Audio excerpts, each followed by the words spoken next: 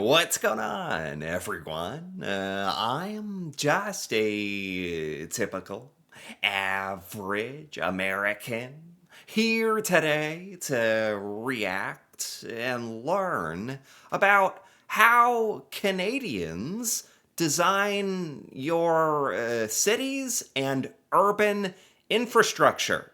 So, I didn't know this, but apparently there are some massive differences in how like cities and towns and neighborhoods and urban areas are actually designed in Canada versus here in the United States. So today, I really want to check out this video by the Urbanity and learn more about this. So let's take a look. We're both suburban countries, but the reality is that American suburbia is more extreme. Lower densities, less transit service, and less pedestrian infrastructure. That makes sense to me, honestly. I mean, the thing I always hear about is like how in Europe, everything is like a little bit smaller, a little closer together. There's all this like public transportation, whereas here in the United States, for a lot of us, it's like, especially if you're not by a major city or something, it's huge. Like there's so much space, everything is very spread out. We're all driving in cars, and but when I picture Canada, I'm not exactly sure what I think of. Maybe it's like a combination because Canada is it's a huge country, right? But a lot of the population of Canadians is like really concentrated south, like as south as possible, really, because it's like warmer, or that's where like the cities are, or some of the bodies of water, or I don't know. But that's kind of generally what I think of. I guess I don't really know what I picture when I think of like a Canadian like neighborhood or like a city or suburbs, or I don't know. On average, at least. There are always exceptions. Here's the edge of suburban Calgary, a Canadian city people associate with sprawl. Oh my goodness. That this is like almost bizarre in that it's so concentrated, like literally the houses, what they say, this is Calgary? I don't know if this is like representative of all of Canada, but and then there's just like oddly nothing like on the other side of the road. That's like there's areas like this in the United States for sure, but like where there's nothing, I should say, where it's like empty space and there's not much going on, but then it's like this super concentrated housing. That's the part of this that's like different for me. It's mostly single family homes, surrounded by large arterials and highways. Hold on. I mean, this highway looks normal enough to me. Sure, yeah, a road is a road, but look at this. This is like the houses are so close together. I don't know if that's normal in Canada. Again, this is like a Calgary.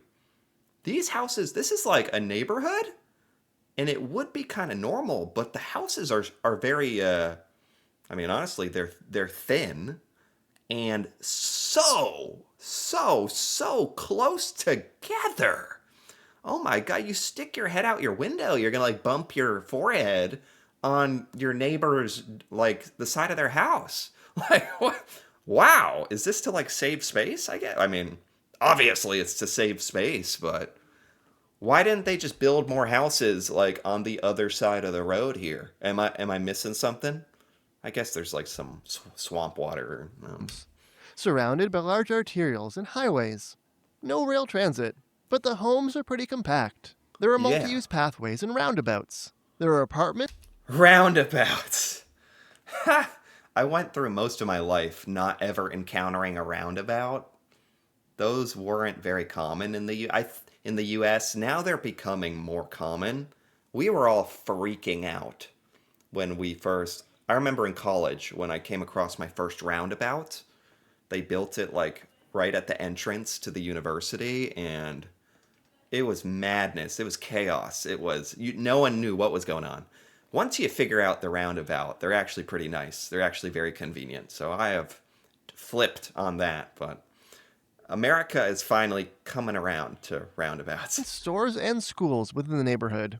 I'd show you the edge of suburban Atlanta, but it doesn't really have an edge. So here's a similar location 20 kilometers southeast of downtown. It's on what I would call Yes. Okay. To me, this is home. This is America. This is normal.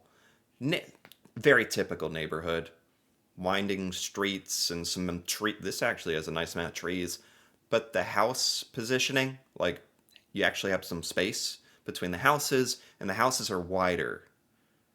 I'm a little. Is Canada so like squeezed for space? Like that you guys have to have your houses all that close together? Because I did not know that. So here's a similar location 20 kilometers southeast of downtown. It's on what I would call a rural road with inconsistent sidewalks. On one side, single family homes that are less dense than Calgary. On the other side, single family homes that are much less dense. Yeah. The schools are much bigger and more car oriented compared to Calgary. And Okay. Atlanta's suburbs continue on for another 30 or 40 kilometers with lower and lower densities. That Sure. Calgary neighborhood is still car first. It's not like the transit oriented suburbs you'd find in much of Europe or Asia. Okay, because that's kind of a question I was thinking in my mind.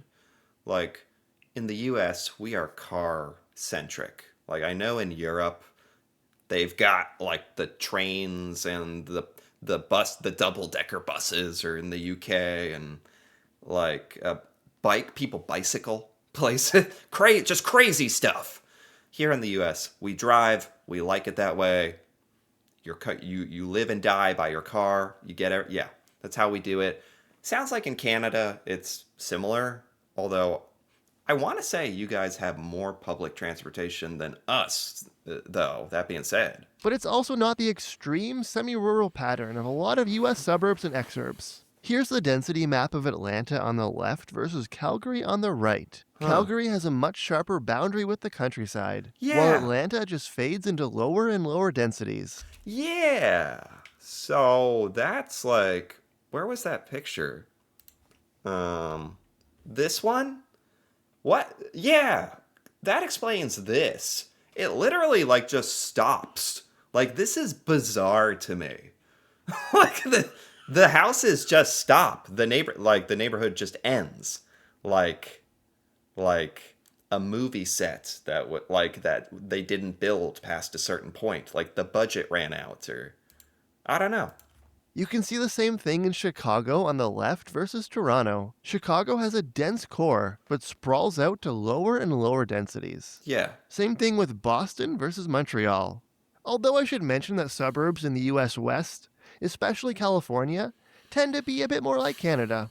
Oh, and more extreme Okay. suburbia really shows up in traffic fatality numbers. In 2024, the city of Calgary had 2.2 traffic deaths per 100,000 people. That number was 11 per 100,000. In the 5 core counties of Metro Atlanta, Jeez.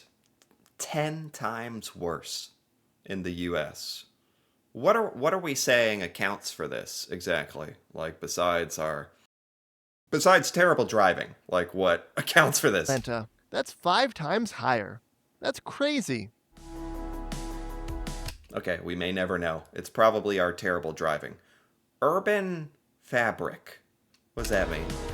The US has sprawlier suburbs, but arguably higher highs in its urban areas. Canada actually had a bigger post war population boom. So the US has a bigger inheritance of pre war urban fabric, density, architecture, and transit infrastructure. They had more big Okay, cities earlier, particularly in the Northeast, Midwest, and California. Think sure. Chicago, Philadelphia, Boston, DC, and San Francisco, and to a lesser extent some other places like Baltimore. Those cities just feel dense, urban, and city like in their central neighborhoods, with abundant row houses and boxy apartments, in a way that's harder Huh. to find in Canada. So he's saying that a lot of our city design in the United States is based on cities that were created before World War II, I think he's saying.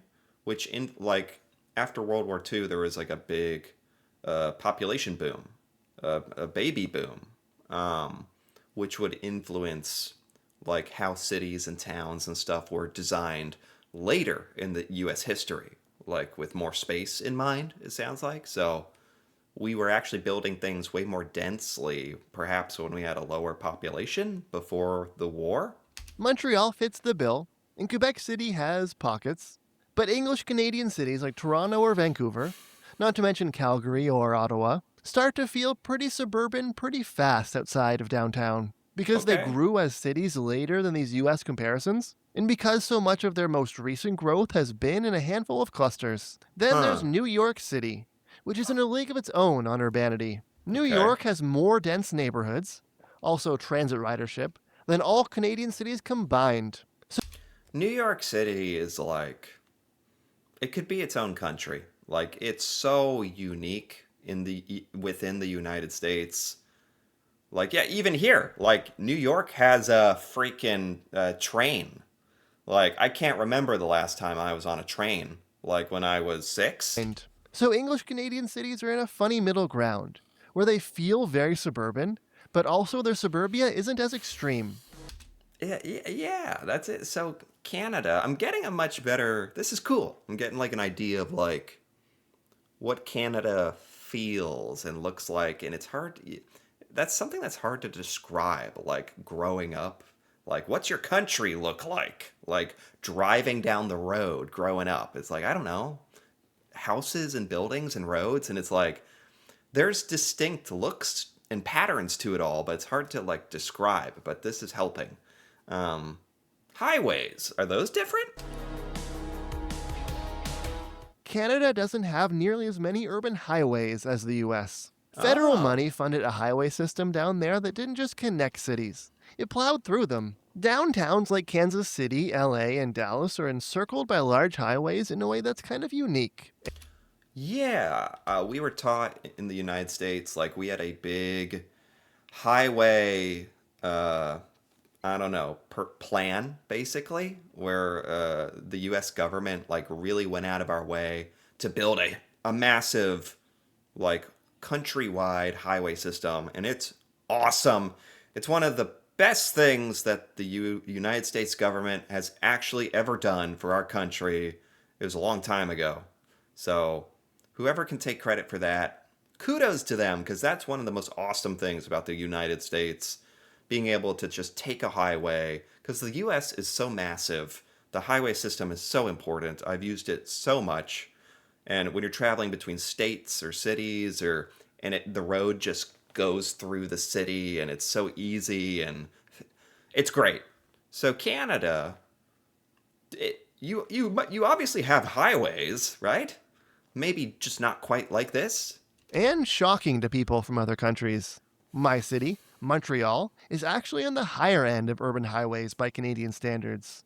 But on average, Canada just didn't go as far as the US in demolishing cities for these. Huh. That's because of less federal funding and encouragement, and some forward thinking politicians and activists. So in the US, we actually like taking the highway around a city or through a city is pretty like seamless. And I never thought of it like they plowed through the city, but perhaps that's a good way to describe it. And it's very convenient.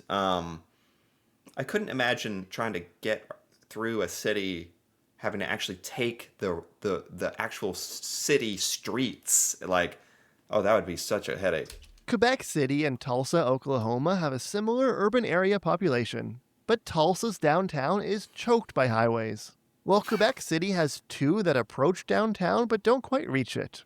Vancouver has no highways close to downtown. Wow. Neither do Calgary, Edmonton, or Winnipeg. Wow. Wow, I didn't know that. Um, I don't know if that's a good or like maybe the city is more intact, but it sounds kind of annoying to me to not have that. This is transit transit, like trains, like public transit. This is not even like a thing really in the U.S. So I'm curious about this in Canada, though. Canadian transit systems are underbuilt with less coverage than the more extensive US systems, even setting a What? That is literally the opposite of what I would have thought. Setting aside the enormous New York subway because that city is on a completely different scale, the Chicago L, DC Metro, and BART in San Francisco are all multiple times larger than the Toronto subway, Montreal Metro, and Vancouver SkyTrain. Okay, maybe that explains it. I don't live in like some big American city. So this is like America is a huge, massive, gigantic place. So it's almost like a different experience if you're an American in the middle of like Iowa or something versus like Chicago or New York City. You know, it's a totally different existence. So I guess maybe I don't give us enough credit. Like for we have transit like certainly in our big cities and stuff like New York and a lot of train rail in the northeast. I want to say between like Washington D.C. to like Boston and New York and stuff. I think that's where most of it is. Part of it is that the US started building rapid transit decades earlier, multiple systems before 1910. And then some later systems in the 70s were built big with federal money. Canada's first subways were in the 50s and 60s and did not initially have federal funding. Federal money Oh, falling through forced Toronto to shrink the size of its initial subway plan. The Montreal Metro oh, that sucks. So, so you guys didn't build this stuff. I mean, it's been a while, but it was like the '60s, and you didn't have a lot of federal funding. That seems like a big oversight. Like, huh? Because this stuff is really important, especially if you're in a city. The Montreal Metro was, at first, fully funded by the city. Obviously, lots of US cities have even less rapid transit. But they do have highways. Canadian cities are in a kind of limbo. They don't have US style highway networks, but they also don't have the extensive metro, tram, and suburban rail networks that you find in much of Europe. The more that this video goes on, the more it makes Canada feel like it has attributes of like European, some of the stuff we prioritize here in the US. It's kind of like in between, like a hybrid. Like in Stockholm. When you consider population, Vancouver's Hmm. SkyTrain isn't doing as badly as Toronto or Montreal. Although, when you have nearly zero highways in city limits, we might reasonably expect you to knock it out of the park in your transit network. With some big projects underway, Toronto and Montreal are both catching up. But NIMBYism Okay. and political meddling in Montreal mean the REM will be a one trick pony. And Toronto is spending a lot of money on light rail that doesn't necessarily provide subway level service. Hmm. Huh. That's too bad. That was kind of saying like some of the Canadian cities are trying to improve, but it could like take some time with the trains or the subway stuff. Huh. Despite our underbuilt rail transit, Canadians actually ride transit much more than Americans. The New York That is what I would like. I know that to be true about Europe. Doesn't shock me here because it's like the United States. Like I don't know anyone who takes the bus, or I don't even know if we have a bus. Like Americans, by and far, we drive our cars everywhere. That's just what we do. I haven't even thought about public transportation like in a very long time, and then until this video, really, never thought about it. So Canadians use it more. That makes sense to me because we use it like zero. the New York City subway is in a league of its own with 7 million riders a day. But Toronto and Unless you're in New York City. Sure, that makes up like all of our public transit, I guess. Montreal see about a million. That's double or triple what you'd find for subways in Chicago, DC, Boston, and Philadelphia, Wow. despite the first two of those being much longer. Canadians also ride their light rail and their buses at higher rates. Huh. The C train in Calgary is the most used light rail system. Yeah, like this thing. Like this, but what is it? Like this bus streetcar thing? Yeah, like if you're like riding that thing, like, yeah, we don't have that. Across the US and Canada. Here are the top 15 metro areas for transit commuting across the US and Canada pre COVID. A surprising number are Canadian cities. Yeah. Many don't even have subways. Some of them don't even have light rail. There are a bunch of reasons for Canadian transit ridership. For all our housing failures, many Canadian cities do a decent job of densifying near transit. Canadian cities tend Huh. to run their buses and trains more frequently. Buses in Oh. Toronto and Vancouver are way more useful than in a lot of other cities.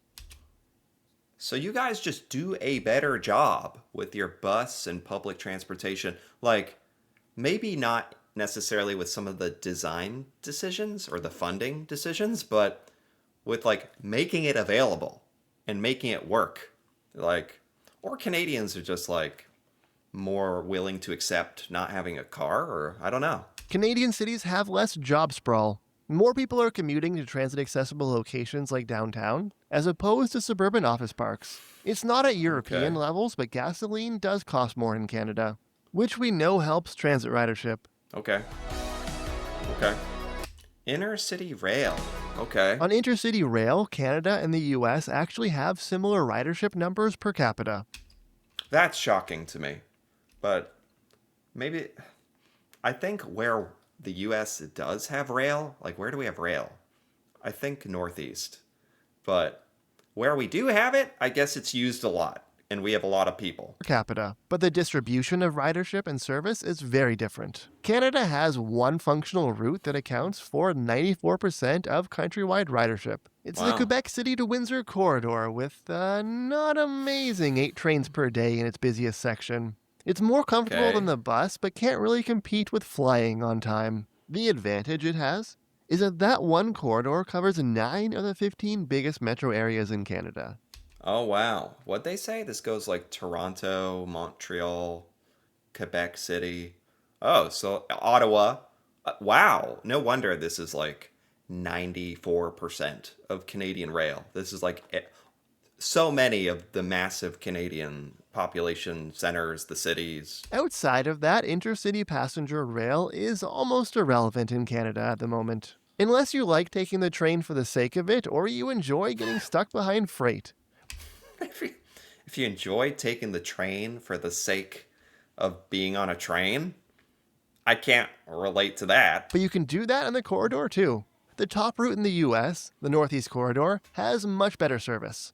It's faster and much more frequent, with 50 or more trains per day between Philadelphia and New York. At the Huh. same time, is not as dominant within the US network at about 50% of total ridership.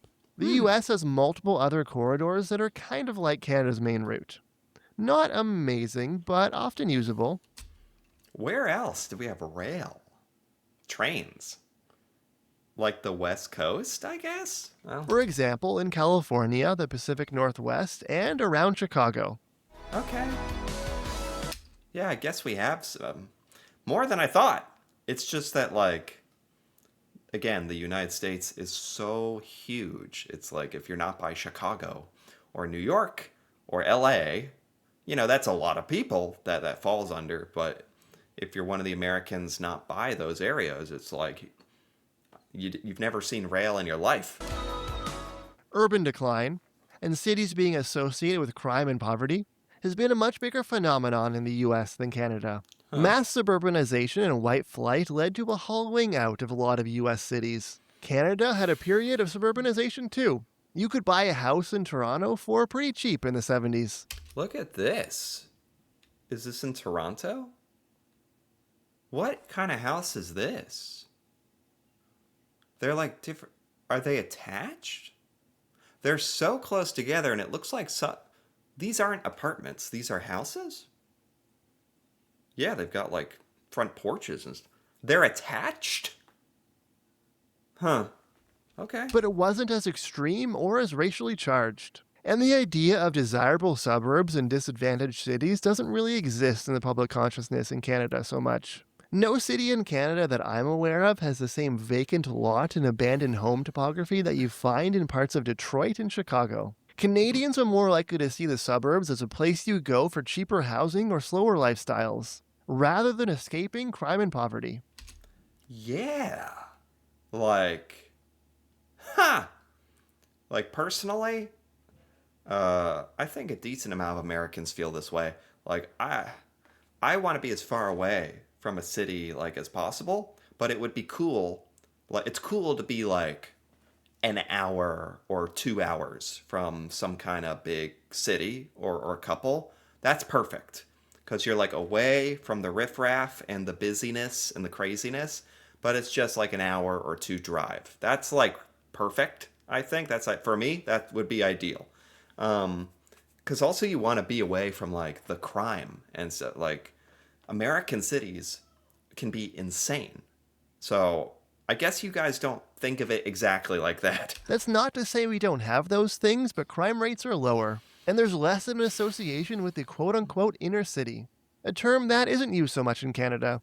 Lots of Oh, places in the yeah. In the United States, it's very bizarre. In the United States, like we have this term inner city. Like every city has the bad side of town, the inner city, the poor side, which is really sad. And it's like, what? So we're aware of it, but we don't do anything about it, or it's very bizarre. But that's like just a fact of like not even just big towns or cities. Like every city in America is like that. It feels like. So if Canada doesn't have that, that's awesome, and it goes to show that it doesn't have to be that way. in Canada. Lots of places in the US have actually moved past this. Crime rates in New York City are way lower than they were in the 70s. But then you get kind of the whiplash of gentrification, as previously poor and disadvantaged areas become desirable again. Mm. College towns. The US has more of a phenomenon of college towns and Huh. college town urbanism. College towns are smaller cities that are defined by their university presence and usually have better walkability, density, and transit than you'd otherwise expect. Yeah. College, yeah, college town is like a normal phrase in the US. Almost like a pocket or a little town that is built for the kids, like built for the college students. Yeah. Um, you guys don't really have that? For example, Ithaca, New York, Ann Arbor, Michigan, and Amherst, Massachusetts. Canada has some student heavy smaller cities like Halifax and Kingston that probably count, but most of our major universities are located in bigger centers that don't feel as defined by them. The US Hmm. has a lot more large or high profile universities in smaller cities. Yeah, this is I've always I think we think of this as just like a fun thing. It's probably like a good way to make money off of students and to increase the prestige of the universities even further. And because Canada has, you have universities and stuff, right? But you just don't quite take it this far, I guess. Including some that are literally named for being college towns. College Station, Texas, State College, Pennsylvania. Fragmentation. Canada has more unified local governance than the US, which is much more fragmented. In 2007, Greater Toronto had 5 municipalities per million people, compared to 50 in Greater Chicago. Philadelphia and Detroit had 80 separate towns and cities per million people. Partly this comes from municipal mergers that happened all over Canada around the year 2000. So the United States cities are needlessly bureaucratic. We are needlessly complex. Toronto has less municipalities than like uh, Detroit. But the difference is older than that. This means that the core municipality usually covers more of the metro area in Canada than the US, including suburbs and sometimes rural land. That Calgary suburb that I mentioned at the beginning, that's still in the city of Calgary, while those Atlanta suburbs were in the unincorporated communities of Ellenwood and Rex, which Mm-hmm. maybe helps explain the more haphazard rural style development of many American suburbs. In the U. Mm.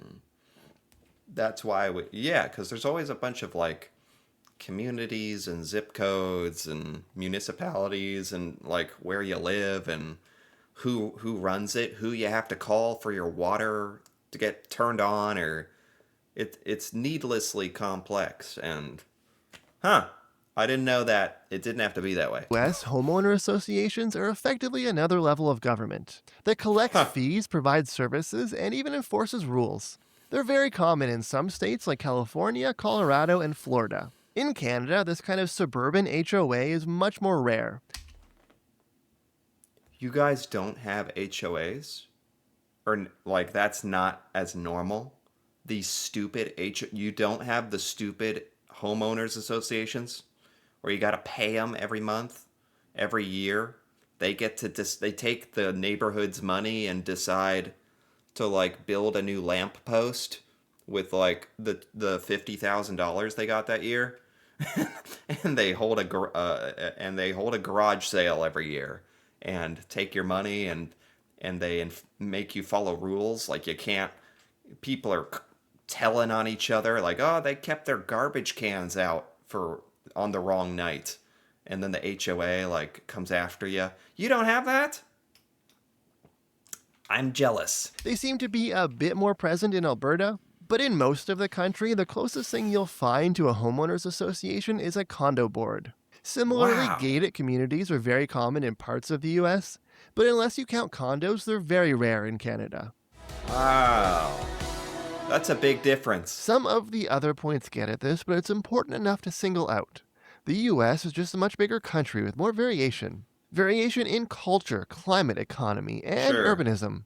New York City is way more different to Houston than Toronto is to Calgary. Sure. Quebec is obviously different from English Canada in a lot of ways. Higher rates of renting, arguably more of a culture of public space, subways, and rubber tires. But Montreal and Quebec City also basically fit into the Canadian pattern for transit ridership, highway building, suburban density, and more unified municipal governance, with amalgamations in the early 2000s like nearby Ontario. It's fair to say that if you're born into a random city in Canada, you're probably going to have a better experience as far as transit and walkability are concerned compared to a Yeah. random city in the US. But if you live in the US and you have the freedom to move, and not everyone does due to money or family, but if you do, you have more options and variables to play around with. You can Okay. live in New York City, a genuine outlier. You can live in places that are mild year round, or sweltering in the summer if you like that for some reason. You can live in Davis, California, which actually has a nearly Danish cycling mode share. I like this little outro wrap up thing he's doing because it's like clearly there are really great things about the way you have designed these urban areas in Canada, and there's some great things about how we have done it here in the US, and but obviously some things we could improve upon that I didn't even realize that we could improve. You can live on a rail corridor. That's not totally embarrassing by international standards. It's fair to group together Canadian and US cities in a lot of contexts, but in this video I wanted to dive deeper and cover some of the differences. Okay, well, seems like that's the end of this. There are way more differences than I ever imagined between Canada and the United States. Certainly with like just the way we design cities and like urban area, like neighborhoods, our highways, our public transport, the rail, the buses. It's not crazy different, but it's different. And there's certainly some things we could learn from Canada. That's for sure. So this was fascinating. This was awesome. Really cool. I had no idea about any of this. So, anyway, if you enjoyed this, feel free to give this video a like or leave a comment with your thoughts on any of these similarities or differences between Canada, the US, or that'd be cool to hear about. And if you're interested in more videos like this, me reacting to Canadian things that I've never seen before, feel free to subscribe for more. And until then, thanks for watching and see you next time.